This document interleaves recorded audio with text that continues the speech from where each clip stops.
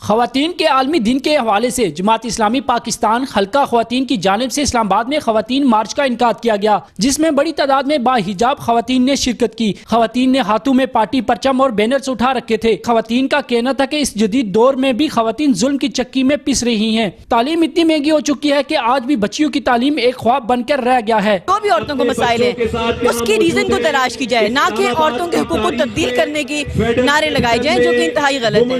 تو الحمدللہ اللہ تعالیٰ نے جو مجھے حقوق دیے ہیں میں ان پہ فخر کرتی ہوں، اور مجھے کسی نئے حقوق کی ضرورت نہیں ہے۔ اور جسٹ میں گورنمنٹ سے اتنا سا مطالبہ کرتی ہوں کہ اس ریزن کو تلاش کریں کہ ان حقوق کی امپلیمنٹیشن نہ ہونے کی وجہ سے یہ سارے مسائل ہیں۔ جو میں نے پردہ پہنا ہوا ہے یہ ایک جیل خانہ نہیں ہے، یہ ایک پوری ذرا ہے۔ دس از مائی آرمر، ٹھیک ہے۔ I can do anything in this world but I am protected, I am respected just because I am not seen for my beauty but for my intellect and for my hard work۔ ہمیں ایسے حقوق دینے چاہیے جو ہمیں اسلام میں ہمیں دیے گئے ہیں۔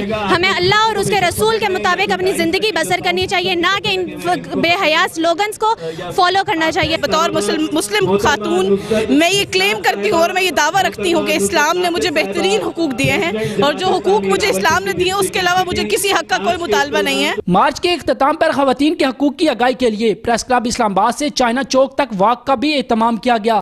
باعث خیر و برکت ہے یہ بے حساب، اڑ لے ہر مسلمان بیٹی حجاب، رہی ہے حوث کی بلا۔